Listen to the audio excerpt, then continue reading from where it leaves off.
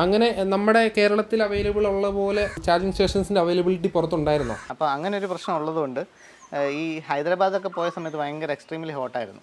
ആ സമയത്ത് റേഞ്ച് കുറച്ച് കുറവായിരുന്നു, 10-50 കിലോമീറ്റർ കൂടുതൽ കുറഞ്ഞു. ഞാൻ കൂടുതൽ യാത്ര ചെയ്തുള്ളതുകൊണ്ടും ഈ ടയർ പെട്ടെന്ന് തന്നെ മാറ്റേണ്ടി വരുന്നുള്ളതുകൊണ്ടും ഞാൻ റൊട്ടേഷൻ ചെയ്യാറില്ല.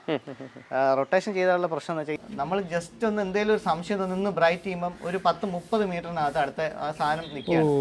അപ്പം ഭയങ്കര ഭീകരമാണ്. അതെ അതെ, ഇടിച്ചു കഴിഞ്ഞാൽ തീർന്നു. അവിടുത്തെ ആളുകളുടെ ബിഹേവിയർ കുറച്ച് മോശമാണ്. അവര് വളരെ റഫായിട്ടാണ് അവര്. പക്ഷേ ആൾക്കാരുടെ ബിഹേവിയർ എല്ലാവർക്കും അത് ഫീൽ ചെയ്യും നമുക്ക്. ഓക്കെ, അപ്പം അതൊക്കെയാണ് യാത്രാ അനുഭവങ്ങൾ. ഇനി നമുക്ക് അറിയേണ്ടത് ഇത്രയും യാത്ര ചെയ്ത് വന്നതിന് ടോട്ടൽ ആയിട്ടുള്ള എനർജി കോസ്റ്റ് എത്ര ആയിട്ടുണ്ട്? എനർജി കോസ്റ്റ് ഓൾമോസ്റ്റ് ഒരു ഇലക്ട്രിക് കാർ വാങ്ങിക്കഴിഞ്ഞാൽ ലോങ് ഒന്നും പോകാൻ പറ്റത്തില്ലേ? നോക്കാം നമുക്ക് പറ്റുമോ ഇല്ലയോ എന്ന്. ഇന്നത്തെ വീഡിയോ അതാണ്, ഒരു ഇലക്ട്രിക് കാറിൽ ലോങ് ഡ്രൈവ് ചെയ്തതിൻ്റെ അല്ലെങ്കിൽ ലോങ് ഡ്രൈവ്സ് ചെയ്യാറുള്ളതിൻ്റെ ഒരു അനുഭവം പങ്കുവയ്ക്കുന്ന ഒരു വീഡിയോ ആണ് നമ്മുടെ ഇന്നത്തേത്. ലോങ് ഡ്രൈവ് എന്ന് പറഞ്ഞാൽ ഓൾമോസ്റ്റ് ഇന്ത്യയുടെ കുറേ ഭാഗങ്ങൾ കവർ ചെയ്തിട്ടുള്ള ഒരു ലോങ് ഡ്രൈവിൻ്റെ എക്സ്പീരിയൻസിലോട്ടാണ് നമ്മൾ ഇന്ന് വന്നിരിക്കുന്നത്. അതായത് ലോങ് ഡ്രൈവ് ചെയ്യുമ്പോൾ കുറേ കാര്യങ്ങൾ പ്ലാനിങ്ങിൻ്റെ ആവശ്യമുണ്ട്, ചാർജിങ് സ്റ്റേഷൻസ് നേരത്തെ അറിഞ്ഞിരിക്കേണ്ട ആവശ്യമുണ്ട്, നമ്മുടെ കിലോമീറ്റർ എത്ര റേഞ്ച് വെച്ചിട്ട് നമ്മൾ കാൽക്കുലേറ്റ് ചെയ്തിട്ടായിരിക്കണം ഓരോ ഡ്രൈവ്സും നമ്മൾ പ്ലാൻ ചെയ്യേണ്ടത്. അങ്ങനെ കുറേ പ്ലാനിങ്ങുകളുടെ ആവശ്യമുണ്ട്. അതൊക്കെ എങ്ങനെ മാനേജ് ചെയ്തു? അതോ അനായാസം നോർമലി നമ്മൾ പെട്രോൾ വണ്ടികൾ പോകുന്നതിലും എത്ര വ്യത്യാസമുണ്ട് ഒരു EV കാർ യൂസ് ചെയ്ത് നമ്മൾ ഒരു ലോങ് ഡ്രൈവ് പോകുമ്പോൾ എന്നുള്ള കാര്യങ്ങളൊക്കെ പങ്കുവയ്ക്കുന്ന ഒരു യൂസ്ഫുൾ വീഡിയോ ആയിരിക്കും ഇത്. അപ്പം നമുക്ക് ഈ ലോങ് ഡ്രൈവ് ചെയ്ത ആളിനെ നമുക്ക് വീഡിയോയിലേക്ക് സ്വാഗതം ചെയ്യാം. ഓക്കെ, അപ്പം ഇതാണ് ലോങ് ഡ്രൈവ്, EVയിൽ ലോങ് ഡ്രൈവ് ചെയ്തിട്ട് വന്നിട്ടുള്ള ആൾ. Hi, welcome to our channel. സാറിൻ്റെ പേരും എന്ത് ചെയ്യുന്നു എന്നുള്ളതും പ്രേക്ഷകർക്ക് വേണ്ടിയിട്ട്. എൻ്റെ പേര് റിയാസ്. ഓക്കെ, അതേപോലെ ഞാനൊരു കൈറോപ്രാക്ടറാണ്. പിന്നെ വേറൊരു പ്രൈവറ്റ് സെക്ടറിൽ ഞാൻ വർക്ക് ചെയ്യുന്നുണ്ട്. ഓക്കെ, അപ്പം ഞാൻ കൂടുതൽ യാത്ര ചെയ്യുന്ന ഒരാളാണ്. അപ്പോൾ അതുകൊണ്ട് എനിക്ക് മൈലേജ് എപ്പോഴും ഒരു കൺസേൺ ആണ്. പിന്നെ അതുപോലെ മൈലേജും എക്കണോമിയും അത് രണ്ടും ചേർന്ന് നിൽക്കുന്ന സംഭവങ്ങളാണ്. അപ്പം മൈലേജ് ഉള്ളതും എക്കണോമിക്കലായിട്ടുള്ള ഒരു വണ്ടി എന്നുള്ള നിലയിലാണ് ഞാൻ EV വാങ്ങിയത്. ഓക്കെ, അപ്പം ഏതൊക്കെ വണ്ടികളായിരുന്നു നേരത്തെ ഉപയോഗിച്ചിരുന്നത്? അതിൽ നിന്ന് ഏതൊക്കെ ഇലക്ട്രിക് വണ്ടികൾ നോക്കിയിട്ടാണ് നെക്സൺ EVയിലോട്ട് വന്നത്? ഓക്കെ, ഞാൻ ഫസ്റ്റ് ഒരു 15 വർഷം മുന്നെയാണ് ഞാൻ ഒരു 4 വീലർ വാങ്ങുന്നത്. ഓക്കെ, അപ്പോൾ അതിൽ ആദ്യം ഓൾട്ടോ ആയിരുന്നു എൻ്റെ ഫസ്റ്റ് വണ്ടി. അപ്പോൾ അതിൽ ഞാനൊരു 1.25 ലക്ഷം കിലോമീറ്റർ ഞാൻ ഒരു 5 വർഷം കൊണ്ട് യാത്ര ചെയ്തു. ശരി. അപ്പോൾ നല്ല യാത്ര ഉണ്ടെന്ന് എനിക്ക് അന്നേരം മനസ്സിലായി. എൻ്റെ അടുത്ത് എല്ലാവരും പറഞ്ഞത് അത്രയും ട്രാവലിംഗ് ഉണ്ടാവില്ല എന്നാണ് പറഞ്ഞത്. പക്ഷെ എനിക്ക് വണ്ടിയിൽ അത്രയും ഉപയോഗമുണ്ട്. അന്ന് മുതലേ ഞാൻ ദൂരയാത്രകൾ ചെയ്യുമായിരുന്നു. ഞാൻ ചെന്നൈയിൽ പോയിട്ടുണ്ട് ആൾട്ടോയിൽ, പിന്നെ ബാംഗ്ലൂർ പോയിട്ടുണ്ട്. അങ്ങനെ കുറേ ദൂരം ഞാൻ യാത്ര ചെയ്തിട്ടുണ്ട്. അപ്പോൾ യാത്ര എനിക്ക് പണ്ടേ ഒരു പാഷനാണ്. അപ്പോൾ നമ്മുടെ ഒരു എന്താ പറയുക, നമ്മുടെ സ്ട്രെസ്സും കൂടെ കുറയ്ക്കാൻ വേണ്ടിയിട്ടാണ് നമ്മൾ കൂടുതലും യാത്ര ചെയ്യുക ചെയ്യുന്നത്. ഒരു ഡ്രൈവ് പോകാന്ന് പറയുമ്പോൾ നമുക്കതൊരു വളരെ മെൻ്റലി പീസ്ഫുൾ ആയിട്ടുള്ളൊരു സംഭവമാണ്. അപ്പം പിന്നെ എടുത്തൊരു വണ്ടി എന്ന് പറയുമ്പോൾ മൈലേജ് എന്തായാലും വേണം, എക്കണോമിക്കലും ആയിരിക്കണം. അങ്ങനെ റിറ്റ്സ് ഡീസൽ എടുത്തു. റിറ്റ്സ് ഡീസൽ എടുത്തിട്ട് അതും ഒരു 8 വർഷത്തോളം യൂസ് ചെയ്തു. അതിൽ കൊറോണയുടെ ഒരു 2 വർഷമുണ്ട്. എന്നിട്ട് ഞാനൊരു 1,70,000 കിലോമീറ്റർ അതിൽ കവർ ചെയ്തു. അത് ശരി. അപ്പോൾ നല്ല യാത്രയുണ്ടെന്ന് മനസ്സിലായി. പിന്നെ എനിക്ക് ഡീസൽ വണ്ടിയുടെ ഒരു കുറച്ച് പ്രശ്നങ്ങൾ എനിക്ക് വന്നു തുടങ്ങി. എനിക്ക് ക്ലച്ച് യൂസ് ചെയ്യുമ്പോൾ അതിൻ്റെ ഭയങ്കര ടോർക്കി ആയിട്ടുള്ളൊരു എഞ്ചിനാണ്. അപ്പോൾ അതുകൊണ്ട് നമുക്ക് ക്ലച്ച് കുറച്ച് ബുദ്ധിമുട്ട് വരും. അങ്ങനെ നമ്മൾ ആ വണ്ടി പതുക്കെ മാറ്റാം, വേറൊരു വണ്ടി എടുക്കാം, ഒരു ഓട്ടോമാറ്റിക് തന്നെ എടുക്കാം എന്നുള്ള രീതിയിൽ വന്നപ്പോൾ പിന്നെ വന്ന ഒരു ഓപ്ഷനാണ് നമ്മുടെ നെക്സോൺ EV. അപ്പോൾ അതിൻ്റെ ഫസ്റ്റ് ഒരു വർഷം കഴിഞ്ഞിട്ടാണ് ഞാൻ എടുക്കുന്നത്. ഞാൻ 2022 എടുക്കുന്നത്, ഡിസംബർ. അപ്പോൾ ആ സമയത്ത് അതിന് മുന്നേ കുറച്ച് വണ്ടികൾ കുറച്ച് ബഗ്സും കാര്യങ്ങളൊക്കെ ഉണ്ടായിരുന്നു. അപ്പോൾ അതൊക്കെ അവർ കുറച്ച് റെക്ടിഫൈ ചെയ്തിട്ടാണ് നമ്മുടെ നെക്സോൺ EV മാക്സ് എന്ന് പറഞ്ഞിട്ട്. അതെ, അപ്പം ഈ വണ്ടി ടോപ്പ് എൻഡ് മോഡലാണ്. അപ്പം വേറെ എല്ലാ ഓപ്ഷനുകളും ഇതിനകത്തുണ്ട്. സൺറൂഫ് ഉണ്ട്, അതുപോലെ വെന്റിലേറ്റർ സീറ്റ്സ് ഉണ്ട്, വയർലെസ് ചാർജർ ഉണ്ട്, അങ്ങനെ എല്ലാ ഫീച്ചേഴ്സും എല്ലാം ഉണ്ട്. അപ്പം അതുകൊണ്ട് നമുക്ക് കംഫർട്ടബിൾ ആണ് യാത്രയ്ക്കൊക്കെ. എത്രയായിരുന്നു ഓൺ റോഡ് വന്നതെന്ന്? അന്ന് ഞാൻ ഡിസംബറിലാണ് വണ്ടി എടുക്കുന്നത്. അപ്പോൾ എനിക്ക് കുറച്ച് ഓഫറൊക്കെ ഉണ്ടായിരുന്നു. ഒരു ഫാസ്റ്റ് ചാർജർ ഒക്കെ ഉണ്ടായിരുന്നു. അത് ഓൾമോസ്റ്റ് ഒരു 2110 നമുക്ക് കിട്ടി. 2110 ഓൺ റോഡ് നമുക്ക് തന്നിട്ടുണ്ട്. അപ്പോൾ അങ്ങനെ അതൊരു നല്ല ഓപ്ഷൻ ആയിരുന്നു ആ സമയത്ത്. പ്രത്യേകിച്ച് ഇത്രയും നല്ല ഓട്ടം ഉണ്ടെങ്കിൽ തീർച്ചയായിട്ടും നല്ലൊരു ഓപ്ഷൻ ആയിരിക്കുമെന്ന് പ്രതീക്ഷിച്ചിരുന്നു അല്ലേ? ഓക്കെ. അപ്പം 22 ഡിസംബറിൽ എടുത്ത വണ്ടി ഇപ്പോൾ ഏകദേശം 1 വർഷമായിട്ടുണ്ട്. 1 വർഷം കൊണ്ട് എത്ര കിലോമീറ്റർ ആയി? 1 ലക്ഷം ഒരു വർഷം കൊണ്ട് ഏകദേശം 51,000 സംതിങ് കിലോമീറ്റർ. ഒരു വർഷം 51,000 കിലോമീറ്റർ ഓടിയിട്ടുണ്ട്. നല്ല ഓട്ടമാണ്. അപ്പം ഇലക്ട്രിക് വണ്ടി എടുത്തില്ലെങ്കിൽ നഷ്ടമാണ് ശരിക്കും. ഇപ്പൊ തന്നെ ഒരു 4 ലക്ഷം ഒരു 3 ലക്ഷം രൂപയുടെ നമുക്ക് സേവ് ചെയ്തിട്ടുണ്ട്. ഫ്യൂവൽ മെയിൻ്റെനൻസ് ഒക്കെ വെച്ചിട്ടല്ലേ? ഓക്കെ. അപ്പം നമ്മൾ മെയിൻ ഉദ്ദേശം യാത്രയുടെ എക്സ്പീരിയൻസ് ചോദിക്കാനായിട്ടാണ് വന്നിരിക്കുന്നത്. EVയിൽ ഓൾ ഇന്ത്യ പോയിട്ടുള്ള, ഓൾ ഇന്ത്യ എന്നല്ല, ഇന്ത്യയുടെ കുറേ സ്ഥലങ്ങൾ കവർ ചെയ്തിട്ടുള്ളതിൻ്റെ ഇതാണ് ചോദിക്കുന്നത്. അതിന് മുമ്പായിട്ട് നമുക്ക് നെക്സൺ EVയുടെ അത്രയും നാളത്തെ ഒരു സർവീസ് കോസ്റ്റും കാര്യങ്ങളൊക്കെ ഒന്ന് ചോദിക്കുകയാണ് പെട്ടെന്ന്. സർവീസ് കോസ്റ്റ് എത്ര ആയിട്ടുണ്ട് ഓരോ സർവീസുകൾക്കും? സർവീസ് എന്ന് പറഞ്ഞാൽ നമുക്ക് ഓരോ 7,500 കിലോമീറ്ററിലും ആണ് നമുക്ക് സർവീസ് വരുന്നത്. അപ്പോൾ മേജർ സർവീസ്, മൈനർ സർവീസ്, അങ്ങനെ 2 കാറ്റഗറിയിലാണ് അത് വരുന്നത്. മൈനർ സർവീസ് വളരെ തുച്ഛമായ പൈസയാവത്തുള്ളൂ. നമുക്ക് AC ഫിൽറ്റർ മാറ്റുന്നത്, അതേപോലെ ചെറിയ കേസുകളെ ഉള്ളൂ. അപ്പോൾ അതിന് അലൈൻമെൻറ്റ് ചെയ്യുക, അങ്ങനെയുള്ള കാര്യങ്ങൾ അതൊക്കെ ഒരു 2,000-ന് താഴെ വരുള്ളൂ എങ്ങനെ പോയാലും. പിന്നെ മേജർ സർവീസാണ്. മേജർ സർവീസിൽ അവർ കുറച്ച് കാര്യങ്ങളും കൂടെ ചെയ്യും. അപ്പോൾ അതിന് ഏകദേശം ഒരു 3,500, മാക്സിമം 3,500, 4,000. പിന്നെ ഇതിൻ്റെ ഒരു കൂളൻ്റ് ഒക്കെ ഉണ്ട്. കൂളൻ്റ് ഒക്കെ ഒരു 30,000-ലാണ് മാറുന്നത്. ആ സമയം മാത്രം ഒരു 6 രൂപയോളൊക്കെ വരും. അപ്പം ഒരു പ്രാവശ്യം ഇപ്പോൾ 30,000 സർവീസ് ചെയ്തിട്ടുണ്ട്. മറ്റേത് 15,000 ആകുമ്പോൾ മേജർ സർവീസ് 3,000 രൂപ, നോർമൽ 7,500-ന് 2,500 രൂപ റേഞ്ച്, 2,000 രൂപ റേഞ്ച്, അത്രയാണ് വരുന്നത്. പിന്നെ ടയർ ചേഞ്ച് ചെയ്തിട്ടുണ്ടോ ഇത്രയും നാൾ? ടയർ നമ്മൾ ഒരു പ്രാവശ്യം ചേഞ്ച് ചെയ്തെന്ന് വെച്ചാൽ ഞാനൊരു 50,000-ലാണ് ബാക്കിൽ കിടന്ന ടയർ എടുത്ത് ഫ്രണ്ടിൽ ചെയ്തത്. എപ്പോഴും ഞാൻ കൂടുതൽ യാത്ര ചെയ്തുള്ളതുകൊണ്ടും ഈ ടയർ പെട്ടെന്ന് തന്നെ മാറ്റേണ്ടി വരുന്നുള്ളതുകൊണ്ടും ഞാൻ റൊട്ടേഷൻ ചെയ്യാറില്ല. റൊട്ടേഷൻ ചെയ്താലുള്ള പ്രശ്നം എന്ന് വെച്ചാൽ ഈ 4 ടയർ നമ്മൾ ഒരുമിച്ച് മാറേണ്ടി വരും. അപ്പം അതൊരു 4 ടയർ ആകുമ്പോൾ തന്നെ 10-30 രൂപയോളം വരും. അപ്പം ആ ഒരു കോസ്റ്റ് കുറയ്ക്കാൻ വേണ്ടിയിട്ട് ഞാൻ ബാക്കിലെ ടയർ ഇപ്പം ഒരു 49 ആയപ്പോൾ ഞാൻ മാറ്റി ഫ്രണ്ടിലേക്കാക്കി. അപ്പം അത് ബാക്കിലെ ടയർ ഇനി ഒരു 10,000 കിലോമീറ്ററും കൂടെ ഒക്കെ സുഖമായിട്ട് 10 അതിൽ കൂടുതൽ ഓടിക്കോളും. Stepney use ചെയ്തിട്ടില്ലായിരുന്നു. ഇപ്പോഴാണ് സ്റ്റെപ്പിനിയും ഒന്ന് എടുത്തത്. അപ്പോൾ സമയം നമ്മൾ കൂടുതൽ എടുക്കുവാണെങ്കിൽ സ്റ്റെപ്പിനി നമ്മൾ ഉപയോഗിക്കണം. എന്നുവെച്ചാൽ ഒരുപാട് നാൾ സ്റ്റെപ്പിനി ആയിട്ട് അങ്ങനെ വെച്ചോണ്ടിരിക്കാൻ കൊള്ളില്ല.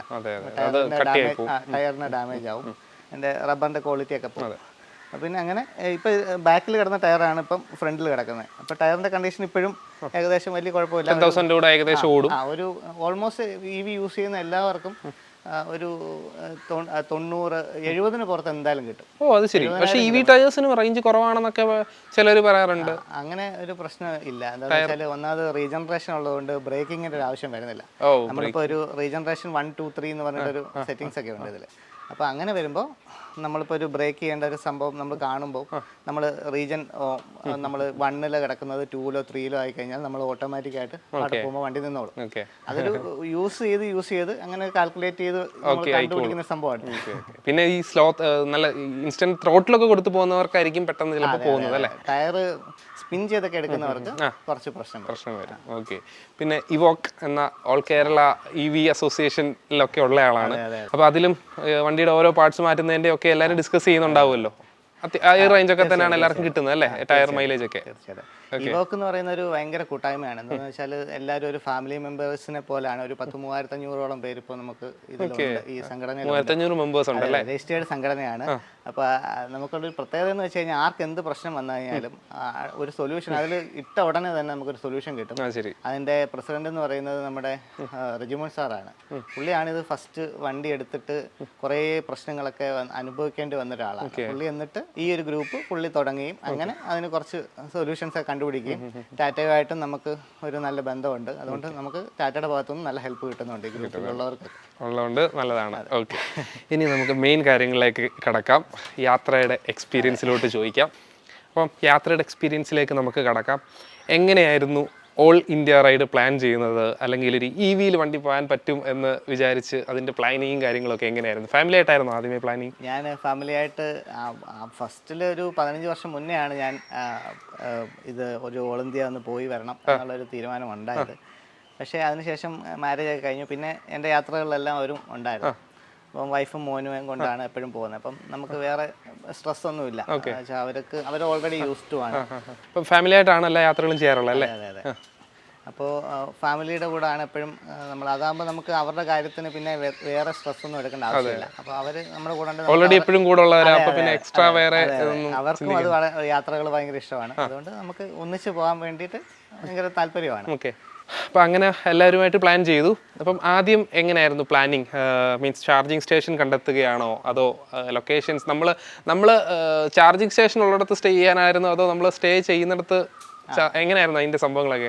ചാർജിങ് സ്റ്റേഷൻ നമ്മൾ പ്ലാൻ ചെയ്ത് തന്നെ പോകണം, അല്ലെങ്കിൽ EV ആകുമ്പോൾ നമുക്കൊരു ബുദ്ധിമുട്ട് വരും. നമ്മൾ പണ്ട് പെട്രോൾ പമ്പ് നമ്മൾ പ്ലാൻ ചെയ്ത് പോകുന്ന പോലെ ഒരു 10-30 വർഷം മുന്നേ നമുക്ക് പെട്രോൾ പമ്പ്സ് കുറവല്ലായിരുന്നു, പ്ലാൻ ചെയ്യണമായിരുന്നു അല്ലേ അന്നൊക്കെ പ്ലാൻ ചെയ്യണമായിരുന്നു. അതേപോലെ തന്നെ ഇപ്പം വരുന്നല്ലേ ഉള്ളൂ, ചാർജിങ് സ്റ്റേഷൻസ് ഒക്കെ ആയി വരുന്നേ ഉള്ളൂ. ഇപ്പം ഏകദേശം കുറേ സ്ഥലങ്ങളിൽ പുതിയ വരുന്നുണ്ട്. അതുകൊണ്ട് ഇപ്പം റേറ്റും കുറഞ്ഞു വരുന്നുണ്ട്. പെർ യൂണിറ്റിന് അവർ ചാർജ് ചെയ്യുന്നതും കുറഞ്ഞു വരുന്നുണ്ട്. അപ്പം അത് പിന്നെ പ്ലാൻ ചെയ്ത് നമ്മൾ പോകണം. പിന്നെ ഇതിൻ്റെ റേഞ്ച് കമ്പനി പറയുന്നത് 450ഓളമാണ്. പക്ഷെ നമുക്ക് എന്തായാലും ഒരു 350 ആ റേഞ്ചിലൊക്കെ നമുക്ക് യൂഷ്വലി കിട്ടുള്ളൂ. 350 കിട്ടുമല്ലേ? 350 പ്ലസ് കിട്ടും. എനിക്ക് ഗുജറാത്തിലൊക്കെ വെച്ച് എനിക്ക് ഓൾമോസ്റ്റ് 400 പ്ലസ് കിട്ടിയിട്ടുണ്ടായിരുന്നു. അത് ഒരുപാട് ഘടകങ്ങളുണ്ട്. നമ്മുടെ ടയർ പ്രഷർ, പിന്നെ അതേപോലെ നമ്മുടെ സ്പീഡ്, അതേപോലെ നമ്മുടെ റീജിയൻ AC-യുടെ ഇത്, പിന്നെ ടെമ്പറേച്ചർ, എക്സ്റ്റേണൽ ടെമ്പറേച്ചർ എന്ന് പറയുമ്പം നല്ലൊരു ഫാക്ടർ അല്ലേ? എക്സ്റ്റേണൽ ടെമ്പറേച്ചർ ഇതിന്റെ ബാറ്ററി കൂളിങ്ങിന് വേണ്ടി നമ്മുടെ AC-യുടെ സിസ്റ്റത്തിൽ നിന്ന് തന്നെയാണ് നമ്മൾ എടുക്കുന്നത്.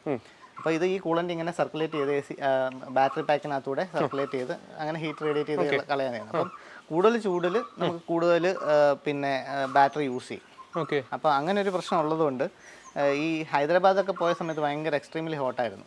ആ സമയത്ത് റേഞ്ച് കുറച്ച് കുറവായിരുന്നു, 10-50 കിലോമീറ്റർ കൂടുതൽ കുറഞ്ഞു. അപ്പോൾ അങ്ങനെ കുറച്ച് കാര്യങ്ങളൊക്കെ ഉണ്ട്. ഏർലി മോർണിംഗ് നൈറ്റിലൊക്കെ നമുക്ക് ഈ പറഞ്ഞ അതേ റേഞ്ച് അല്ലെങ്കിൽ അതിന് മുകളിലുള്ള റേഞ്ച് കിട്ടും. അങ്ങനെയുള്ള കാര്യങ്ങളൊക്കെ ഉണ്ട്. അപ്പോൾ ഏറ്റവും കൂടുതൽ റേഞ്ച് കിട്ടിയത് 400+ ആണ്. 400+ കിട്ടിയിട്ടുണ്ട്. 420ഓളം ഏകദേശം വന്നു. അത് ശരി. പിന്നെ അത്രയും ഒറ്റ സ്ട്രെച്ചിൽ നമ്മൾ പോയില്ല. ഒരു 200+ ആകുമ്പോഴത്തേക്ക് തന്നെ നമ്മൾ അടുത്ത ചാർജിങ് സ്റ്റേഷൻ പ്ലാൻ ചെയ്ത് വെച്ചിട്ടുണ്ടാവും. അങ്ങനെയാണ് പോകുന്നത്. 200+ൽ അടുത്ത ചാർജിങ് സ്റ്റേഷനിൽ പോകണം. അങ്ങനെയായിരുന്നു ഞങ്ങളുടെ പ്ലാൻ. ഇപ്പൊ പ്ലാനിങ്ങിൽ എല്ലാവരും ഉണ്ടായിരുന്നോ? പ്ലാനിങ്ങില് വൈഫ് ഉണ്ടായിരുന്നു, മോനുണ്ടായിരുന്നു.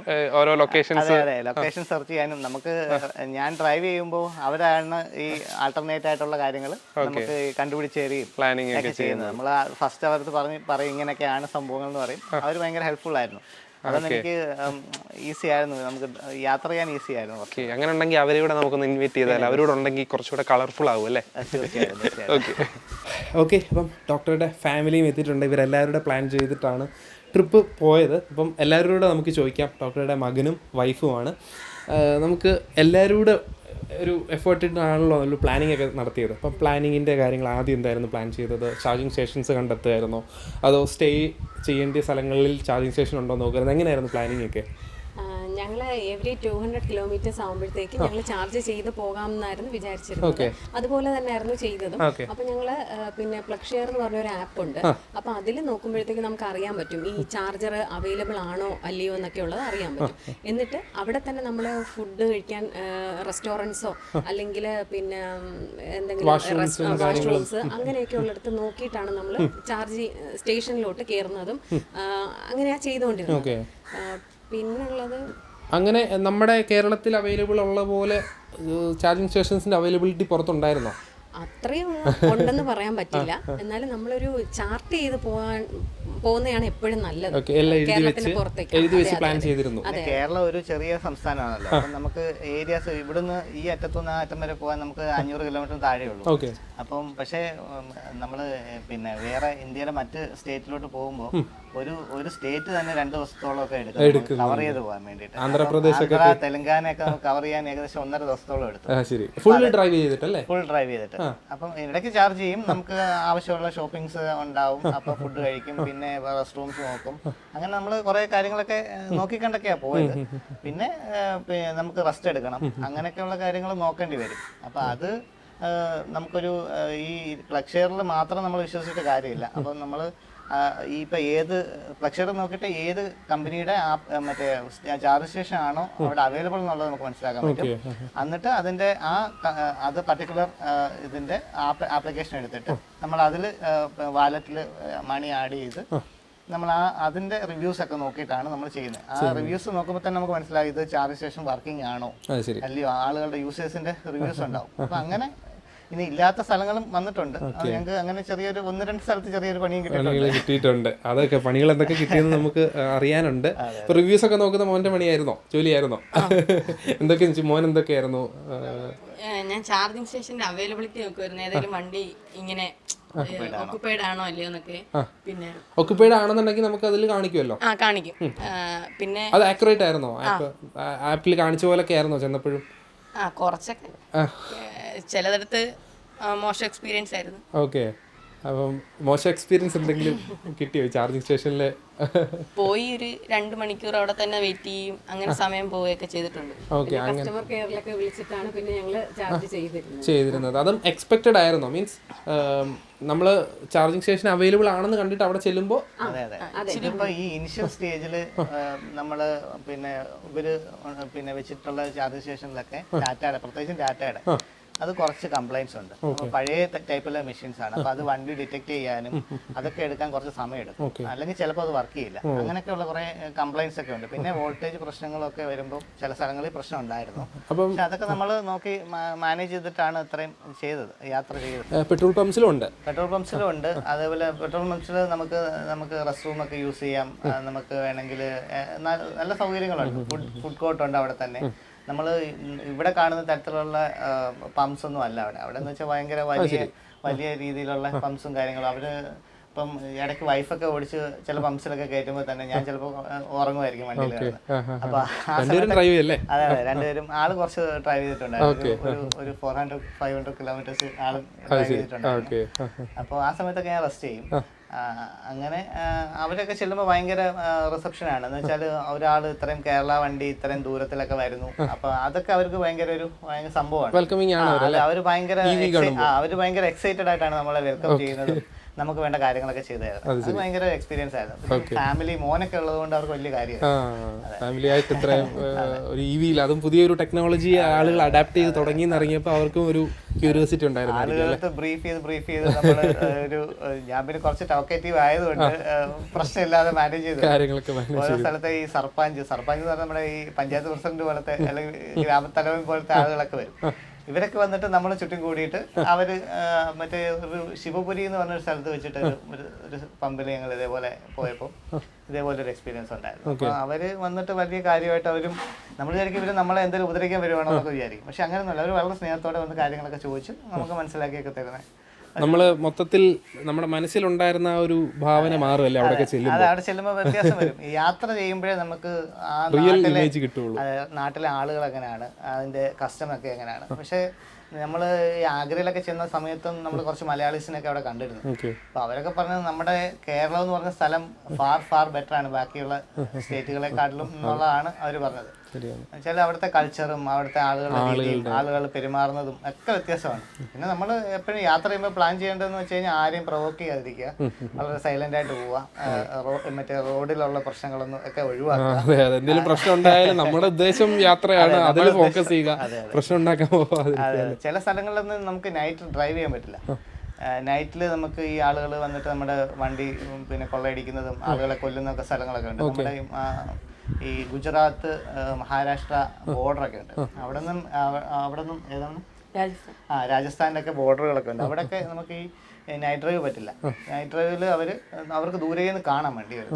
അപ്പൊ അവരങ്ങനെ റോഡിൽ തടസ്സങ്ങൾ ഉണ്ടാക്കി നമ്മളെ ഉപദ്രവിക്കാനായിട്ട്. അപ്പൊ ആ സ്ഥലങ്ങളിലൊന്നും നമ്മൾ നൈറ്റ് ഡ്രൈവ് ചെയ്തിട്ടില്ല. അങ്ങനെയുള്ള സ്ഥലങ്ങളൊക്കെ നമ്മൾ മുൻകൂട്ടി കണ്ടുപിടിച്ച്. ഇവിടുന്ന് സ്റ്റാർട്ട് ചെയ്തിട്ട് ആദ്യം ഏത് റൂട്ടായിരുന്നു പോയത്? അതായത് ഹൈദരാബാദ്, ബാംഗ്ലൂർ ആയിരുന്നോ? മീൻസ് തമിഴ്നാട് വഴിയാണ് പോയത്. തമിഴ്നാട്ടിൽ നിന്ന് തമിഴ്നാട് റിലാക്സിന് ചാർജ് ചെയ്തു. പിന്നെ അവിടുന്ന് ബാംഗ്ലൂർ, ഹൈദരാബാദ്, ബാംഗ്ലൂർ അനന്തപൂർ വഴി ഹൈദരാബാദ്, പിന്നെ നാഗ്പൂർ റൂട്ടോ. പിന്നെ നാഗ്പൂരിൽ നിന്ന് ഇൻഡോർ വഴി പോകാനാണ് തീരുമാനിച്ചിരുന്നത്. പക്ഷേ നാഗ്പൂർ കഴിഞ്ഞിട്ട് ഒരു 150 കിലോമീറ്റർ കഴിഞ്ഞപ്പോൾ ഒരു ചാർജ് സ്റ്റേഷൻ BPCLന്റെ ആയിരുന്നു, പെട്രോൾ പമ്പിലുള്ള ഒരു ചാർജ് സ്റ്റേഷൻ ആയിരുന്നു. പക്ഷെ അത് മാപ്പിലും റിവ്യൂസിലും ഒക്കെ അത് ഓക്കെയാണ്. പക്ഷെ ഞങ്ങൾ ചെന്നപ്പോൾ അത് വർക്ക് ചെയ്യുന്നില്ല. അപ്പോൾ അങ്ങനെ ഒരു പ്രശ്നമായിരുന്നു. ഞങ്ങൾ വിചാരിച്ചു ആ ട്രിപ്പ് അവിടെ കൊണ്ട് തീരുമെന്ന് വിചാരിച്ചു. പിന്നെ ഞങ്ങൾ വേറൊരു സ്ഥലത്തൊരു ടാറ്റയുടെ ഒരു ഷോറൂം ഒരു 120 കിലോമീറ്റർ അപ്പുറം ഉണ്ടായിരുന്നു. അപ്പോൾ ആ സ്ഥലം നമ്മൾ പിന്നെ റിറൂട്ട് ചെയ്തിട്ട് നമ്മൾ അങ്ങോട്ട് പോവുകയും അവരവിടെ ചെന്നപ്പോഴത്തേക്ക് പിന്നെ ഭയങ്കര ഹെൽപ്ഫുൾ ആയിരുന്നു. നമുക്ക് ആഗ്രയാണ് എത്തേണ്ടതെന്ന് പറഞ്ഞപ്പോഴത്തേക്ക് അവർ ഭയങ്കര നല്ലൊരു റൂട്ട് ഒക്കെ പറഞ്ഞു തന്നു. ചാർജിങ് സ്റ്റേഷനൊക്കെ മാപ്പ് ചെയ്ത് നല്ല റിസപ്ഷൻ ആയിരുന്നു. ആളുകൾ കുറച്ച് നല്ല ഫ്രണ്ട്ലി ആയിരുന്നു. അപ്പോൾ അങ്ങനെ ഒരു സ്ട്രെച്ച് മാത്രം നമുക്കൊരു 320ഓളം നമുക്ക് ഒറ്റ സ്ട്രെച്ച് പോണമായിരുന്നു. പക്ഷെ ആ സ്ഥലം നമുക്ക് കുറച്ച് കെയർഫുൾ ആയിട്ട് ഓടിക്കാനുള്ള ടിപ്പൊക്കെ അവർ പറഞ്ഞു തന്നു. വണ്ടി ന്യൂട്രലാക്കുക, ടയർ പ്രഷർ മാനേജ് ചെയ്യുക, കുറച്ച് ഇറക്കമൊക്കെ വരുമ്പോൾ നമ്മൾ ന്യൂട്രലാക്കുന്ന പരിപാടിയൊക്കെ അവർ പറഞ്ഞു തന്നിട്ടുണ്ട്. അപ്പൊ അതൊക്കെ കുറച്ച് അഡോപ്റ്റ് ചെയ്ത് നമ്മൾ കുറച്ച് അങ്ങനെ പോയപ്പം നമുക്കൊരു ചാർജ് ഫോൺ എന്ന് പറയുന്ന ഒരു പുതിയൊരു ആപ്ലിക്കേഷൻ ഉള്ള ഒരു ചാർജിങ് സ്റ്റേഷൻ അല്ല ആർക്കും അറിയില്ല, അതൊന്നും ലിസ്റ്റ് ചെയ്തിട്ടില്ല. അപ്പൊ അങ്ങനെ അതൊരു ഇതുപോലെ ഒരു കഫറ്റീരിയ വലിയൊരു ഒരു സ്ഥലത്തായിരുന്നു, ഒരു റെസ്റ്റ് റൂമും ഒക്കെ ഉള്ള സ്ഥലത്തായിരുന്നു. ഞങ്ങൾ ഇങ്ങനെ പോകുന്ന വഴിക്ക് ജസ്റ്റ് നോക്കിയപ്പോൾ കണ്ടതാണ്. അപ്പം അങ്ങനെ അത് കെട്ടിയപ്പോഴത്തേക്ക് ഞങ്ങൾ ഹാപ്പിയായി. പിന്നെ ആ ഒരു സ്ഥലം കൂടെ മാത്രമേ ഞങ്ങളുടെ യാത്രയിൽ ഞങ്ങൾക്കൊരു ചാർജിങ്ങിലൊരു പ്രശ്നം. പിന്നെ അജ്മീറിലൊരു ടാറ്റയുടെ ഒരു ചാർജിങ് സ്റ്റേഷൻ, അതും ഫെയിലറായിരുന്നു.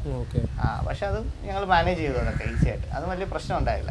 അപ്പോൾ ഇതിൽ മനസ്സിലാക്കേണ്ടത് ഒരു 340-400 റേഞ്ച് ഉള്ള വണ്ടിയാണെങ്കിൽ പോലും അതിൻ്റെ ഒരു 0.5% തന്നെ നമ്മൾ പ്ലാനിങ് തുടങ്ങണം അടുത്ത ചാർജിങ് സ്റ്റേഷനിലോട്ട്. അല്ലാതെ ഫുള്ള് ഒരു 80% ഒക്കെ കൺസ്യൂം ചെയ്തിട്ട് ചാർജ് ചെയ്യാമെന്നൊന്നും ചിന്തിക്കരുത് അല്ലേ. ലോങ് ഡ്രൈവിലും പറ്റില്ല നിലവിലെ അവസ്ഥയിൽ. ഭാവിയിൽ അത് പെട്രോൾ പമ്പ് പോലെ അല്ലെങ്കിൽ അതുപോലൊക്കെ അവൈലബിൾ ചാർജിങ് സ്റ്റേഷൻസ് വന്നു കഴിഞ്ഞാൽ ചാർജിങ് ചെയ്യുന്ന ഫെസിലിറ്റീസ് ഒക്കെ വരും. എന്തായാലും അത് ഓൺഗോയിങ് റിസർച്ചിലൊക്കെ നടക്കുന്നുണ്ട്, അതൊക്കെ വരും, അതെന്തായാലും വരും. അപ്പം കൂടുതൽ 50% ചാർജിങ് ആയിരുന്നു. 50-40 ആ ഒരു ഇതിലായിരുന്നു. അപ്പൊ അതിൽ നിന്ന് 100 ആക്കാൻ എത്ര സമയം എടുക്കാറുണ്ടായിരുന്നു? ഫാസ്റ്റ് ചാർജിങ് ആയിരുന്നു. കൂടുതലും 1.5 മണിക്കൂറൊക്കെ എടുക്കും. പിന്നെ 100 ആക്കുമ്പോഴാണ് ഈ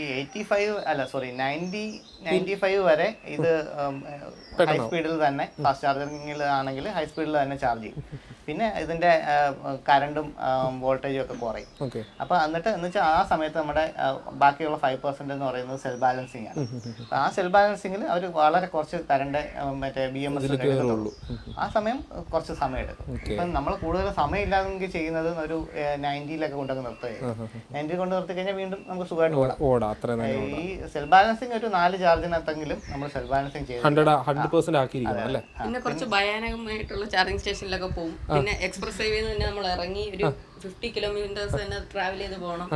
എന്നിട്ട് വീണ്ടും നമ്മൾ ഇങ്ങോട്ട് തിരിച്ചു കയറണം. വീണ്ടും ടോൾ എക്സ്ട്രാ കൊടുക്കും. രാജസ്ഥാനിൽ വെച്ചിട്ട് സ്ഥലങ്ങളൊക്കെ ഉണ്ടായിരുന്നു. എന്നുവെച്ചാൽ നമുക്ക് തെറ്റിപ്പോകാം. ഇത് മാപ്പിൽ കാണിക്കുന്ന ആ റൂട്ട് ആയിരിക്കില്ല. നമ്മൾ ചിലപ്പം ഒന്ന് അങ്ങോട്ടോ ഇങ്ങോട്ടോ മാറിയാൽ പോയി, പിന്നെ നമുക്ക് തിരിച്ചു വരാൻ പറ്റില്ലല്ലോ, എല്ലാം വണ്ടി ആയിരിക്കും. ഒറ്റയ്ക്ക് രാത്രി നമ്മൾ ഒറ്റയ്ക്ക് ഇങ്ങനെ പോകും, വേറെ ഒരു വണ്ടിയും കാണത്തില്ല. അത് ശരി. നമ്മൾ സിനിമയിലൊക്കെ കാണുന്ന പോലെ നോർത്ത് ഇന്ത്യയിലെ ഉൾഗ്രാമങ്ങളില്ലേ, അതേപോലെ തന്നെ കുറേ ഒരു 50-60 കിലോമീറ്റർ കഴിയുമ്പോഴായിരിക്കും നമ്മളൊരു ഗ്രാമം കാണുന്നത്. അപ്പൊ അങ്ങനെയൊക്കെയുള്ള ഒരു പ്രശ്നങ്ങൾ ഇതിനകത്തുണ്ട്. അപ്പൊ അതൊക്കെ നമുക്ക് പേടിക്കുന്നതാണ്. പിന്നെ ഒരു ഭാഗ്യം, അത് പിന്നെ അങ്ങനെയൊക്കെ അങ്ങ് പോയി. അവിടെ നിന്ന് അങ്ങനെ നിർത്തിയിട്ടില്ല. ഇല്ല അവിടെ നിന്ന് നിർത്തിയിട്ടില്ല. പിന്നെ ചാർജ് ചെയ്തോണ്ട് AC ഇട്ട് നമുക്ക് കിടന്നുറങ്ങാം അല്ലേ. അതെ, ഞങ്ങൾ ആദ്യം കരുതിയത് നമ്മൾ എവിടെയെങ്കിലും ക്ഷീണമുള്ളിടത്ത് എവിടെയെങ്കിലും കിടന്ന് നമ്മൾ റെസ്റ്റ് എടുത്തിട്ട് റൂം എടുത്തിട്ട് അങ്ങനെ പോകണമെന്നാണ് വിചാരിച്ചത്. അപ്പം പക്ഷേ നമ്മുടെ യാത്രയിൽ നമുക്ക് ടൈം കുറവായിരുന്നു. അപ്പം അതുകൊണ്ട് വൈഫിന് നേരത്തെ ജോയിൻ ചെയ്യേണ്ടൊക്കെ ആവശ്യമുണ്ടായിരുന്നു. ജോബിൽ ജോയിൻ ചെയ്യേണ്ട ആവശ്യമുണ്ടായിരുന്നു. അപ്പോൾ ആ സമയം നമ്മൾ ചെയ്തതെന്ന് വെച്ചാൽ വണ്ടിയിൽ തന്നെ നമ്മൾ ആദ്യം നോക്കിയപ്പം നല്ല ഹോട്ടൽസിലൊക്കെ തന്നെ നമുക്ക് ചാർജിങ് സ്റ്റേഷൻ ഉണ്ട്. അപ്പോൾ രാത്രി നമുക്ക് അവിടെ ചാർജ് ചെയ്താൽ നമുക്ക് അവിടുത്തെ അമനിറ്റീസ് ഒക്കെ ഉപയോഗിക്കാം. നമുക്ക് റെസ്റ്റ് റൂം ഉപയോഗിക്കാം, ലോഞ്ച് ഉപയോഗിക്കാം. അങ്ങനെ നമ്മൾ താജ്, ഭോപ്പാൽ, മാരിയറ്റ്, അതേപോലെ റിട്സ്, പൂനെയൊക്കെ അതിലൊക്കെ നമുക്ക് ലോഞ്ചൊക്കെ ആക്സസ് ഉണ്ടായിരുന്നു. അപ്പോൾ അതൊക്കെ വളരെ, അതുകൊണ്ട് ഞങ്ങൾക്ക് റൂം എടുക്കേണ്ട ആവശ്യമില്ല. റൂം എടുത്ത് നമ്മൾ ആഗ്രയിലും ഡൽഹിയിലും മാത്രമേ ഉള്ളൂ ഈ ഫുൾ യാത്രയിൽ. ഡൽഹിയിൽ നിന്ന് വൈഫ് തിരിച്ചു പോരുകയാണ് ചെയ്തത്. ഫ്ലൈറ്റിൽ ആളിങ്ങി പോകുന്നത്. പിന്നെ ഞാനും മോനുമാണ് ബാക്കി തിരിച്ചു ചെയ്തത്. ഓക്കെ. അപ്പോൾ എത്ര കിലോമീറ്റർ ടോട്ടൽ ഉണ്ടായിരുന്നു ഡ്രൈവ് മൊത്തം കൂടെ നോക്കിയാ? ഒരു 6400 കിലോമീറ്റർ ടോട്ടൽ ഉണ്ടായിരുന്നു. ഓക്കെ. അതിൽ ഓൾമോസ്റ്റ് ഒരു 400ഓളം കിലോമീറ്റർ വൈഫ് ഓടിച്ചിട്ടുണ്ട്. പിന്നെ നമുക്ക് ഉള്ള ഒരു പ്രശ്നം എന്ന് വെച്ചാൽ ഇത്ര ഓടിക്കുമ്പോൾ നമുക്ക് ഉറക്കം വരും. ഒരു 50 കിലോമീറ്റർ ആകുമ്പോൾ നമ്മൾ ഒരു ജോലിയില്ല. റേഞ്ച് കിട്ടാൻ വേണ്ടിയിട്ട് നമ്മൾ പയ്യെ പോകുമ്പോഴത്തേക്ക് ഉറക്കം വരും. അത് ഭയങ്കര ഒരു പ്രശ്നമാണ്. ഒരു 60-70 നമ്മൾ ക്രൂസ് ചെയ്തോണ്ടിരുന്നത്. അതിന്റെ ആവശ്യമുണ്ടോ ശരിക്കും? 100-ൽ 120-ലൊക്കെ പോയി കഴിഞ്ഞാൽ റേഞ്ചിന് പ്രശ്നം വരുമോ? എന്തായാലും വരുമല്ലോ, എയർ റെസിസ്റ്റൻസ് കൂടും സ്വാഭാവികമായിട്ടും. പക്ഷെ അത്ര ഡിസ്റ്റൻസ് കൂടെ കവർ ആവുമല്ലേ? അതിനകത്തൊരു പ്രശ്നം എന്താണെന്ന് വെച്ച് കഴിഞ്ഞാൽ നമ്മൾ ഡിസ്റ്റൻസ് കവർ ആവുമെങ്കിലും നമ്മൾ അടുത്ത ചാർജിങ് സ്റ്റേഷൻ നമുക്ക് പെട്ടെന്ന് നമ്മൾ യൂസ് ചെയ്യേണ്ടി വരും. അപ്പോൾ ഒരു റേഞ്ച് നമ്മൾ കൂടുതൽ സ്പീഡിൽ പോയി കഴിഞ്ഞാൽ നമ്മൾ ഓരോ കിലോമീറ്റർ ട്രാവൽ ചെയ്യുന്ന ആ ഒരു വാട്ട് അവർ പെർ കിലോമീറ്റർ കൂടും. അപ്പം ഐഡിയലി ഒരു 120 വാട്ട് അവർ പെർ കിലോമീറ്റർ വന്നു കഴിഞ്ഞാൽ നമുക്കൊരു 300-350 നമുക്ക് യൂഷ്വലി റേഞ്ച് കിട്ടും. അത് നമ്മളൊരു 145 ഒക്കെ ആയാൽ, അതായത് ഒരു 90ക്ക് മുകളിൽ നമ്മൾ ക്രൂസ് ചെയ്ത് അങ്ങനെ പോവുകയാണെങ്കിൽ, ഇപ്പം നമ്മൾ എത്ര സ്പീഡിൽ പോയാലും നമ്മൾ പിന്നെ ഇതിൻ്റെ ഒരു ടെക്നോളജി എന്ന് പറഞ്ഞാൽ റീജനറേഷൻ കിട്ടുമ്പോഴാണ് ഇതിന് ആ പറയുന്ന റേഞ്ച് വരുന്നത്. ഇപ്പം വലിയ ഹൈവേയിൽ ഒരു തടസ്സവും ഇല്ലാതെ പോകുമ്പോൾ റീജന്റെ ഒരു ഓപ്ഷൻ ഇല്ല. ബ്രേക്കിങ്ങിന്റെ ഒരു അവസ്ഥയൊക്കെ വരുമ്പോഴാണ് ഇതിന്റെ റീജൻ വരുന്നത്. അപ്പം അത് നമുക്ക് കിട്ടില്ല. അപ്പം അങ്ങനെ മൈലേജ് ഡ്രോപ്പ് ആവും. അപ്പം അതിന് നമ്മൾ ചെയ്യേണ്ടതെന്ന് വെച്ചാൽ കറക്റ്റായിട്ട് ഒരു 60-70 അല്ലെങ്കിൽ ഒരു മാക്സിമം 80 വരെ നമ്മൾ ആ സ്പീഡിൽ ക്രൂസ് ചെയ്ത് പോകാം. ആ സമയത്ത് ക്രൂസ് ചെയ്ത് പോകുമ്പോൾ നമുക്ക് അത്യാവശ്യം ഒരു 120ക്ക് താഴെയൊക്കെ വാട്ട് അവർ വരും. 120 എനിക്ക് നോർത്തിലൊക്കെ പോകുമ്പം 90 ഒക്കെ വന്നിട്ടുണ്ട്. അപ്പോൾ ആ സമയത്ത് നമുക്ക് മാക്സിമം റേഞ്ച് ആയിരിക്കും കിട്ടുന്നത്. 400 ഒക്കെ വരും. അതിൻ്റെ ഒരു ഗുണം എന്താണെന്ന് വെച്ച് കഴിഞ്ഞാൽ നമ്മൾ ചാർജിങ് ആണല്ലോ, നമ്മൾ പെട്രോൾ അടിച്ച് പോവുകയാണെങ്കിൽ നമുക്ക് ഒരു 140 പോയാലും നമുക്ക് അടുത്ത പമ്പിൽ കയറി 5 മിനിറ്റിനകത്ത് നമുക്ക് ചാർജ് ചെയ്യാം. ഇതങ്ങനെയല്ലല്ലോ, ഇതെന്തായാലും ഒരു 1.5 മണിക്കൂർ നമുക്ക് പോകും. ആ സമയം അപ്പോൾ പൈസയും നഷ്ടമാണ്, നമ്മുടെ സമയവും നഷ്ടമാണ്. അപ്പം റേഞ്ച് മാക്സിമം കിട്ടുന്ന രീതിയിൽ പോയി കഴിഞ്ഞാൽ നമുക്കൊരു 10-20 മിനിറ്റിനകത്ത് കൂടെ താമസമേ വരത്തുള്ളൂ. എന്തായാലും 200 കിലോമീറ്റേഴ്സിൽ നമ്മൾ ചാർജ് ചെയ്യാൻ തീരുമാനിച്ചിട്ടുണ്ട്. അല്ലെങ്കിൽ റേഞ്ച് കൂടിയ വണ്ടികൾ വരണം. അപ്പം നമുക്ക് കുറച്ചുകൂടെ ഈസി ആയിട്ട് നമുക്ക് ഈ പ്ലാനിങ്ങിൽ ഇത്രയും റേഞ്ചുള്ള വണ്ടിയിൽ ഒരിക്കലും ആ സ്പീഡിൽ നമുക്ക് കാൽക്കുലേറ്റ് ചെയ്യാൻ പറ്റില്ല. നമ്മൾ നമ്മുടെ സമയവും പോവും, പൈസയും പോവും. അതാണ് അതിൻ്റെ പ്രശ്നം. എക്സ്പീരിയൻസ് ആ ഒരു ഭാഗത്തൊക്കെ എനിക്കൊന്ന് കേരളത്തിൽ ഓടിക്കുന്നതിനേക്കാളും നല്ലത് നോർത്ത് ആ ഒരു റീജിയൻ ഏരിയയിൽ ഓടിക്കുന്നതായിരിക്കും. മാം ഓൾറെഡി ഇവിടെ ഡ്രൈവ് ചെയ്യാറുള്ളതല്ലേ? വേറെ കാർ യൂസ് ചെയ്യുന്നുണ്ട്, ഒരു കിഡ് ഇവിടെ കിടപ്പുണ്ട്. അപ്പം എനിക്ക് നല്ലൊരു എക്സ്പീരിയൻസ് അതായിട്ടാ തോന്നിയത്. എന്ന് വെച്ചാൽ വേറെ ശല്യങ്ങളൊന്നുമില്ല, ഹൈവേ ആണ്, ഒറ്റയടിക്ക് ബ്ലോക്ക് ഒന്നുമില്ല. പക്ഷെ നമ്മളിവിടെ അങ്ങനെയല്ലല്ലോ, എനിക്കത് കുറച്ചുകൂടി നന്നായിട്ട് ഇഷ്ടപ്പെട്ടല്ലേ. പക്ഷെ ഡൽഹി എത്തുന്നതിന് മുന്നേ ഒരു 500 കിലോമീറ്റർ മുന്നേ തന്നെ നമ്മൾ ആൾക്കാരെക്കാളും പശുക്കളെയും അങ്ങനെയൊക്കെ കണ്ടു. നമ്മള് ആഗ്രയൊക്കെ എത്തിയപ്പോ വണ്ടിയിൽ ഫുള്ള് ചാണകമായിരുന്നു. വണ്ടിയിൽ കയറുമ്പോൾ നമുക്ക് ഡോറിലൊന്നും പിടിക്കാൻ പറ്റില്ല, അത്രയ്ക്ക് ചാണകം. എന്ന് വെച്ചാൽ റോഡിൽ കംപ്ലീറ്റ് പശുക്കളും. നമ്മൾ നൈറ്റിലൊക്കെ ഡ്രൈവ് ചെയ്യുമ്പോൾ ഇത് ഫുള്ള് റെസ്റ്റ് ചെയ്യുന്നൊക്കെ ഹൈവേസിലാണ്. അപ്പോൾ ആ സമയത്ത് നമ്മൾ ഞാൻ കൂടുതലും ഡിം ചെയ്ത ഡ്രൈവ് ചെയ്യുന്നത്. അപ്പോൾ നമ്മൾ ജസ്റ്റ് ഒന്ന് എന്തെങ്കിലും ഒരു സംശയം നിന്ന് ബ്രൈറ്റ് ചെയ്യുമ്പം ഒരു 10-30 മീറ്ററിനകത്ത് അടുത്ത ആ സാധനം നിൽക്കുകയാണ്. അപ്പം ഭയങ്കര ഭീകരമാണ്. അതെ അതെ, ഇടിച്ചു കഴിഞ്ഞാൽ തീർന്നു. ഇടിച്ചു കഴിഞ്ഞാൽ അവർ നമ്മളെ വെറുതെ വിടത്തുമില്ല, വണ്ടിയും പോയി. അങ്ങനെയൊക്കെ ഞാൻ 1-2 പശുക്കള് കാളകളും ഒക്കെ ഇങ്ങനെ ചത്ത് കിടക്കുന്നത് ഞാൻ കണ്ടിട്ടുണ്ടായിരുന്നു. ലോറിയൊക്കെ വന്ന് തട്ടിയിട്ട്. പക്ഷെ അവര് വണ്ടിയൊന്നും അവിടെ നിർത്തത്തില്ല. വണ്ടി നിർത്തി കഴിഞ്ഞാൽ ആൾക്കാർ നമ്മളെ കൈകാര്യം ചെയ്യും. എന്നാലും അവര് റോഡാണ് അവരുടെ തൊഴുത്ത്. അതെ അതെ. നമ്മള് സ്പീഡ് ട്രാക്കിൽ പോകുമ്പോ തന്നെ സൈഡിൽ നിന്നൊക്കെ ഇറങ്ങി വരും. അപ്പൊ നമ്മൾ പെട്ടെന്ന് വെട്ടിക്കുകയൊക്കെ ചെയ്യും. വണ്ടി ഇല്ലാത്ത സമയമാണെങ്കിൽ അതല്ലാതെ വേറെ എന്തെങ്കിലും മോശം എക്സ്പീരിയൻസ് എന്തെങ്കിലും നേരിടേണ്ടി വന്നോ? ലൈൻ ചാർജിൽ ഉണ്ടായിരുന്നു. കാര്യം എന്ന് വെച്ചാൽ അവിടെ പോയി നമുക്ക് സെക്യൂരിറ്റികൾക്കും അറിയത്തില്ലായിരുന്നു. അവിടെ ഒരു വിജനമായി കിടക്കുന്ന ഒരു സ്ഥലമായിരുന്നു. അപ്പം അവിടെ നമുക്ക് കുറേ നേരം വെയിറ്റ് ചെയ്യേണ്ടി വന്നു ചാർജ് ചെയ്യണമെങ്കിൽ. അപ്പോൾ നമ്മൾ സ്റ്റേ ചെയ്യുന്ന ഹോട്ടൽസിലൊക്കെ ചാർജിങ് എല്ലായിടത്തും ഓക്കെ ആയിരിക്കുമോ? മിക്കവാറും ഹോട്ടൽസൊക്കെ സ്ലോ ചാർജിങ് ഒക്കെ ഇപ്പൊ സമ്മതിച്ച് തരാറുണ്ട്. അപ്പൊ അതായത് നമ്മൾ നോർമൽ അഡാപ്റ്ററിൽ കണക്ട് ചെയ്ത് വീട്ടിൽ ചാർജിങ് കിട്ടുന്ന ഒരു പവർ പ്ലഗ് വേണം. പിന്നെ അതേപോലെ നമുക്കൊരു ഞങ്ങളുടെ ഒരു 10-23 മീറ്റർ നീളത്തിലുള്ള ഒരു പവർ എക്സ്റ്റൻഷൻ വയറും ഇതെല്ലാം നമ്മൾ സെറ്റ് ചെയ്തിട്ടുണ്ടായിരുന്നു. അപ്പോൾ അത് നമ്മൾ ഏതെങ്കിലും പവർ പ്ലഗ് കണക്ട് ചെയ്തിട്ട് നമ്മൾ വണ്ടിയിൽ ചാർജ് ചെയ്യാം. അപ്പോൾ അങ്ങനെ UP-യിൽ ആഗ്രയിൽ വെച്ചിട്ട് ഇതുപോലെ ട്രൈ ചെയ്ത് നോക്കി. പക്ഷെ അവിടെ എർത്തിൻ്റെ ഒരു ചെറിയ പ്രശ്നമാണ്. അപ്പോൾ അതിന് ഒരു എർത്ത് റോഡും കൂടെ നമ്മൾ കരുതണം. നമ്മൾ ഈ എന്താ പറയുന്നത്, നമ്മൾ എക്സ്റ്റൻഷൻ ബോർഡ് കൊണ്ടുപോകുന്ന സമയത്ത് ഒരു ഒരു പോർട്ടബിൾ ഒരു അതുകൂടെ എർത്ത് ചെയ്യാനുള്ള ഒരു കയ്യിൽ കാണണം. ഒരു റോഡും കൂടെ നമ്മൾ കയ്യിൽ കൊണ്ടുപോകാം. ഹോട്ടൽ എങ്ങനെ കണ്ട് സപ്പോർട്ടാണ്?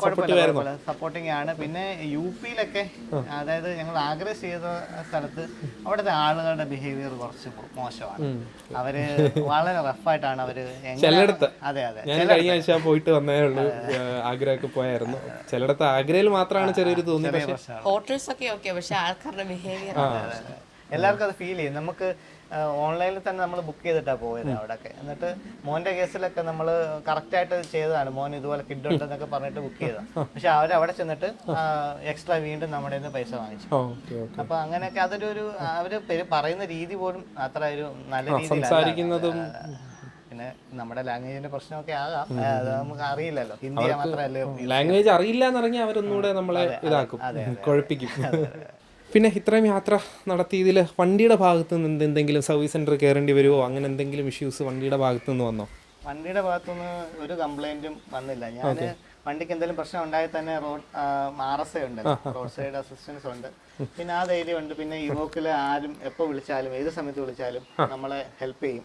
നമ്മുടെ എൻ്റെ ഒരു ബ്രദറിനെ പോലാണ് ശരിക്കും ഇപ്പോൾ എനിക്ക് ആ മനുഷ്യൻ. അമീറുദ്ദീൻ എന്നാണ് പുള്ളിയുടെ പേര്. പുള്ളിയുടെ വീട് മങ്കടയാണ്, മലപ്പുറം മങ്കടയാണ്. പുള്ളി എന്നെ രാത്രി ഞാൻ ഡ്രൈവ് ചെയ്യുവാന്ന് മനസ്സിലാക്കിയപ്പോൾ 12 മണിക്ക് വരെ എന്നെ ഞാൻ ഉറങ്ങിപ്പോകാതിരിക്കാൻ വേണ്ടിയിട്ടാണോ അത് പിന്നീട് പുള്ളി പറയുകയാണ് ചെയ്തത്. അപ്പൊ ആ സമയത്തൊക്കെ എന്നെ കോൾ ചെയ്യും. ഞങ്ങൾ അങ്ങനെ ഭയങ്കര ഒരു റിലേഷൻ ആവുകയൊക്കെ ചെയ്തു. അപ്പൊ ഞങ്ങൾ അങ്ങനെ പുള്ളിയുടെ വീട്ടിലൊക്കെ പോയിട്ടുണ്ടായിരുന്നു. പുള്ളി ഭയങ്കര ഒരു ഇതായിരുന്നു, നല്ലൊരു ഹെൽപ്പായിരുന്നു.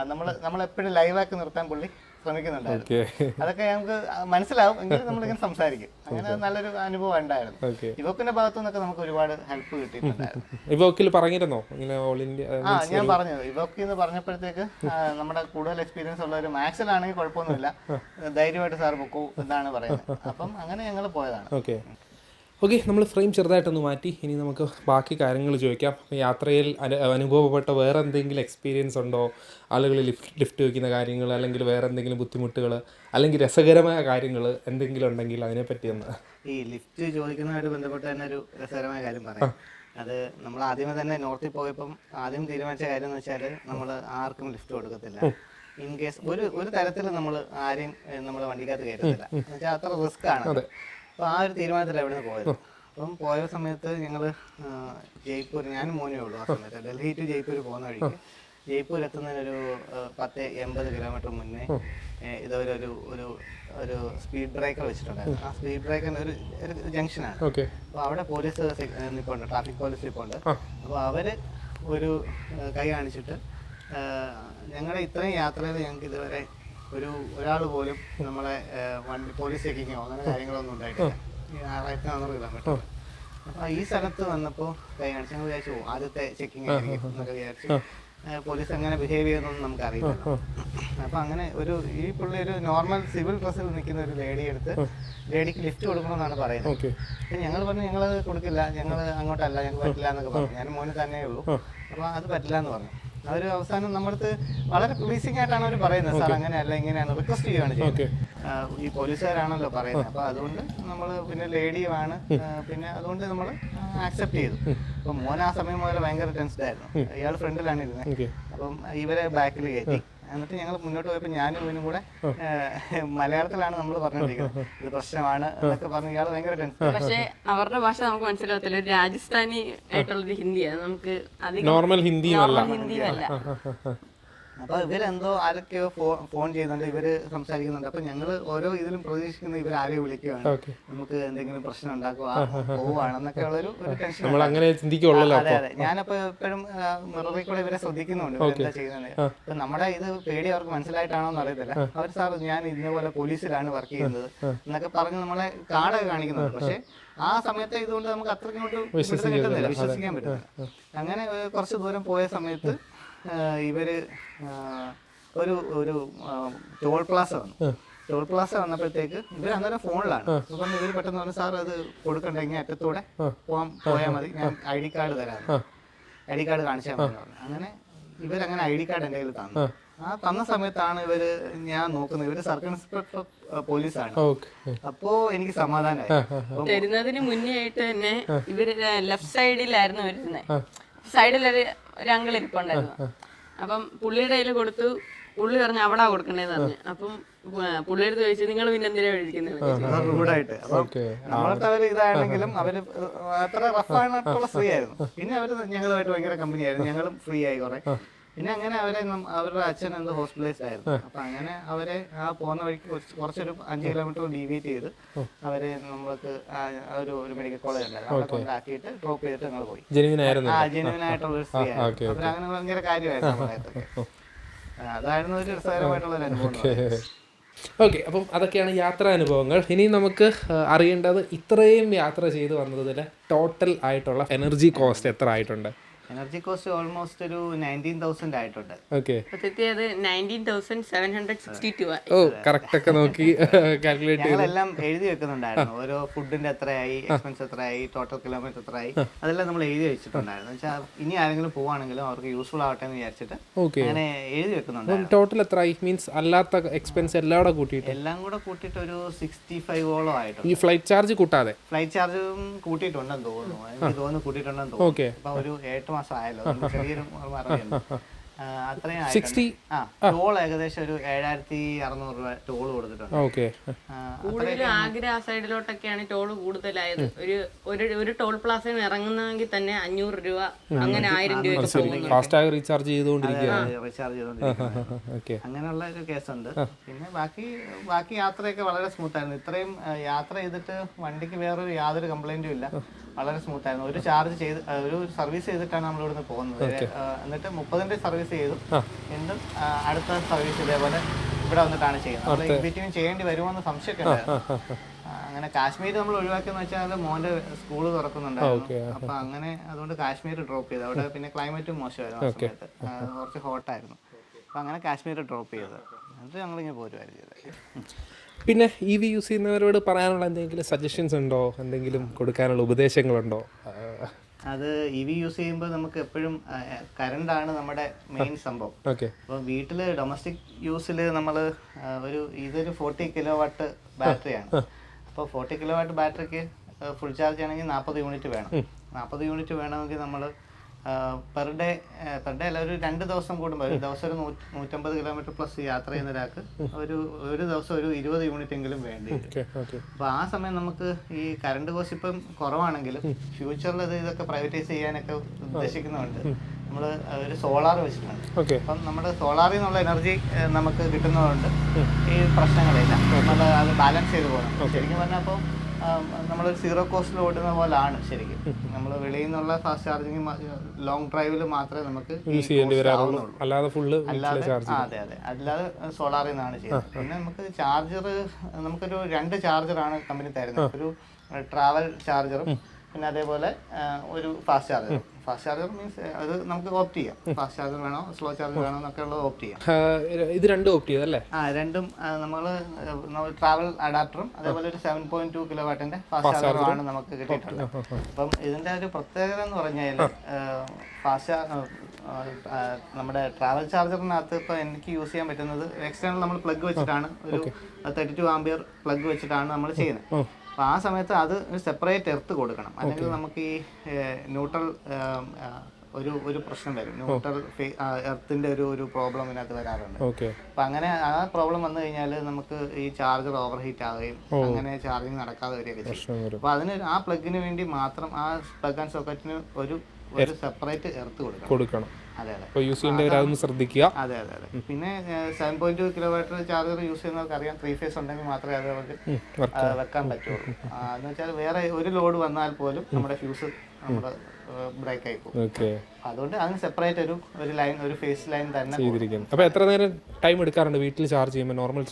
ഇവിടുത്തെ ഫാസ്റ്റ് ചാർജിങ് നോർമലി ഒരു ഫാസ്റ്റ് ചാർജിൽ ഒരു 6 hours 7 hours ആണ് എടുക്കുന്നത്.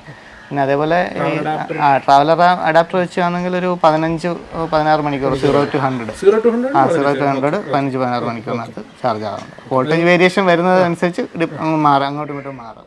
അപ്പം ഈ ചാർജിങ് സെറ്റപ്പ് ഇല്ലാത്തടത്ത് ചെന്നാലും വേണമെങ്കിൽ അവിടുന്ന് കണക്ട് ചെയ്ത് ഒരു 50% ഉള്ള വണ്ടി ഒരു 90 ആക്കാൻ ഒരു 5-6 മണിക്കൂർ മതിയാവും നോർമൽ ട്രാവൽ അഡാപ്റ്റർ തന്നെ.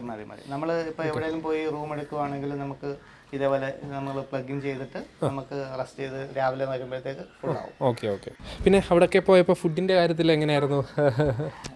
ഫുഡ് നമ്മുടെ എന്തായാലും വേറൊരു സ്ഥലമാണ്. നമ്മുടെ രീതിയിൽ ഇതുവരെ യൂസ്ഡ് ടു ആയിട്ടുള്ള ഫുഡല്ല നമുക്ക് കിട്ടും. ഓക്കെ. അപ്പോൾ എന്തായാലും പ്രശ്നങ്ങളുണ്ടാവും, എങ്കിലും ടേസ്റ്റി ആയിട്ടുള്ളതും വയറിന് കുഴപ്പമില്ലാത്തുള്ള ഫുഡ് കഴിക്കാനാണ് ഞങ്ങൾ കൂടുതൽ ശ്രദ്ധിച്ചിട്ടുള്ളത്. അപ്പം കൂടുതൽ ബിരിയാണീസ് അങ്ങനെ ആകുമ്പോൾ നമുക്ക് വലിയ പ്രശ്നങ്ങൾ വരില്ല. അപ്പോൾ എന്തെങ്കിലും ടേസ്റ്റ് വ്യത്യാസം ഉണ്ടെങ്കിലും ബിരിയാണിയിലൊക്കെ നമുക്ക് പെട്ടെന്ന് മനസ്സിലാക്കാൻ പറ്റും. നൂഡിൽസ് അപ്പൊ അങ്ങനെ കാര്യങ്ങളൊക്കെ മനസ്സിലാക്കാൻ പറ്റും. പിന്നെ നമ്മള് നോർത്തിലൊക്കെ പോകുമ്പോൾ ഒരു പ്രശ്നം എന്ന് വെച്ച് കഴിഞ്ഞാല് നമുക്ക് ഈ നോൺ വെജ് തീരെ കിട്ടില്ല. കൂടുതൽ സ്ഥലങ്ങളിലും നമുക്ക് വെജ് മാത്രമേ ഉള്ളൂ. ദാലും പനീറും ഒക്കെ ആയിട്ട്. ദാലും പനീറും. പക്ഷെ പനീറിന്റെ ഒക്കെ ടേസ്റ്റ് ശരിക്കുള്ളത് നമ്മൾ മനസ്സിലാക്കുന്നത് നമ്മൾ അവിടെ ചെല്ലുമ്പോഴാണ്. ദാലിന്റെയും അല്ല പനീറിന്റെ ഒക്കെ കറക്റ്റ് ടേസ്റ്റ് മനസ്സിലാക്കുന്നത്. ഞാനും വെജ് ഒത്തിരി ഇഷ്ടപ്പെട്ടു പോയി അവിടെയൊക്കെ യാത്ര ചെയ്തപ്പം. ഒരു ആലു പൊറോട്ടയോ അല്ലെങ്കിൽ നമ്മുടെ റൊട്ടിയും ദാലും ഒക്കെ കഴിക്കുമ്പോഴത്തേക്ക് ഭയങ്കര വെജിനോട് നമ്മൾ ഒത്തിരി ഇഷ്ടപ്പെട്ടു. നമ്മുടെ നാട്ടിലൊന്നും ഇത്ര ടേസ്റ്റി വെജ് കിട്ടില്ലല്ലോ. ഗോളിയോറിലൊക്കെ സൈഡിൽ ചെന്നപ്പോഴത്തേക്കാണ് നമ്മൾ ആ കറക്റ്റ് പനീറിന്റെ ഒക്കെ ടേസ്റ്റ് കിട്ടിയത്. ഇവിടെ ഓപ്ഷൻസും കുറവാണല്ലോ. അവിടെ മസാല ദോശ അല്ലെ കൂടി പോയ മസാല ദോശ നെയ്റോസ്റ്റൊക്കെ ആയിരിക്കും കൂടുതൽ പേരും കഴിക്കുന്നത്. പിന്നെ നമ്മള് ചില സ്ഥലത്ത് നമ്മളൊരു ഓംലെറ്റ് എങ്കിലും കിട്ടിയിരുന്നെങ്കിൽ നമ്മൾ ആഗ്രഹിക്കും ഒരു നോൺ വെജ്. അതെ. അത് കുറച്ച് ബുദ്ധിമുട്ടാണ്. പക്ഷെ എന്തെങ്കിലുമൊക്കെ സാക്രിഫൈസ് ചെയ്താലല്ലേ എന്തെങ്കിലുമൊക്കെ സന്തോഷം ഉണ്ടാവും. അറിയാതെ പോലും ബീഫ് എന്ന് പറഞ്ഞ് ചോദിക്കാനും പറ്റില്ല. വാക്ക് നമ്മള് മറന്നേക്കാം. ഓക്കെ. ഏതായാലും നല്ലൊരു യാത്ര ചെയ്യാൻ പറ്റി ഫാമിലിയുമായിട്ട്. നല്ലൊരു യാത്രയൊക്കെ ചെയ്തിട്ട് വന്നു. എന്തായാലും നമുക്ക് EV-യിൽ യാത്ര ചെയ്തതിൻ്റെ ഒരു എക്സ്പീരിയൻസ് അറിയണം. ഒരു പുതിയൊരു അനുഭവമാണ്. യാത്ര ചെയ്യുന്നവരുണ്ടായിരിക്കുമല്ലോ വേറെ ഉണ്ട്. അപ്പം ഈ ഒരു അനുഭവം നമുക്ക് അറിയാനായിട്ട് സാധിച്ചു. അപ്പം താങ്ക് യു സോ മച്ച് എല്ലാവർക്കും. താങ്ക് യു മോളെ. താങ്ക് യു എല്ലാവർക്കും. വളരെ നല്ല എക്സ്പീരിയൻസ് എല്ലാവരും ഷെയർ ചെയ്തു. ഇതുപോലുള്ള യാത്ര എക്സ്പീരിയൻസ് നിങ്ങൾക്ക് കേൾക്കാൻ താല്പര്യമുണ്ടെന്നുണ്ടെങ്കിൽ നമ്മുടെ ചാനലും സബ്സ്ക്രൈബ് ചെയ്യുക. വീഡിയോ ഇഷ്ടപ്പെടുന്നുണ്ടെങ്കിൽ വീഡിയോ ലൈക്ക് ചെയ്യാനായിട്ട് മറക്കരുത്. നമ്മൾ ഇതുപോലുള്ള വീഡിയോസ് വീണ്ടും കൊണ്ടുവരുന്നതായിരിക്കും. നമ്മൾ പുതിയ വീഡിയോ ആയിട്ട് വീണ്ടും വരാം. അതുവരേക്കും